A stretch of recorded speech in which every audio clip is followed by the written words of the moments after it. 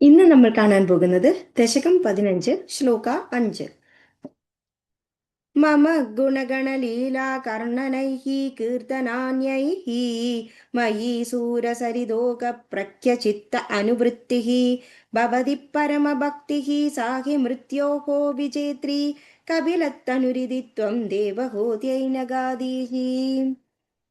മമ ഭഗവാൻ തൻ്റെ ഗുണസമൂഹത്തെയും ലീലാകർണനൈഹി ലീലകളെയും കീർത്തനാദ്യൈഹി പാടുന്നതിലൂടെ മയി എന്നിൽ സുരസരിതോഖ സുരലോകത്തെ നദി പ്രഖ്യ ഗംഗാപ്രവാഹം ചിത്താനുവൃത്തി പരിശുദ്ധമായ മനസ്സ് ഭവതി ഉണ്ടാകുന്നു.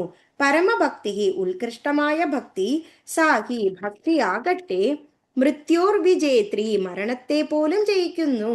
കപിലത്തനുഹു കപിലമുനി ഇതി ഇപ്രകാരം ത്വം ഭഗവാൻ ദേവഹൂതിയോട് നഗാദീഹി അരുളി ചെയ്തു. ഈ ദശകത്തിൽ നമ്മൾ കപിലോപദേശത്തെ കുറിച്ചാണ് പരാമർശിക്കുന്നത്.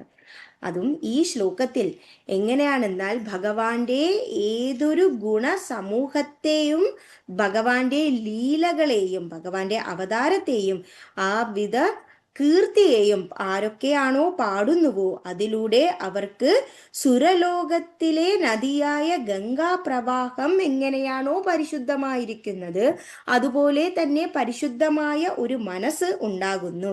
അങ്ങനെ ഉത്കൃഷ്ട ഭക്തി ആർക്കാണോ ഉണ്ടാകുന്നത് അവർ മരണത്തെ പോലും ജയിക്കുന്നു. ഇപ്രകാരം കപിലമുനി ഭഗവാൻ ദേവഹൂതിയോട് അരുളി ചെയ്തു. മമ ഗുണഗണലീലാ കർണനൈ കീർത്തനാദ്യൈഃ മയി സുരസരിതോക പ്രഖ്യചിത്താനുവൃത്തിഃ ഭവതി പരമഭക്തി സാഹി മൃത്യോർവിജേത്രി കപിലതനുരിതി ത്വം ദേവഹൂത്യൈനഗാദീഃ. സർവത്ര ഗോവിന്ദനാമ സങ്കീർത്തനം. ഗോവിന്ദ ഗോവിന്ദ. Thank U.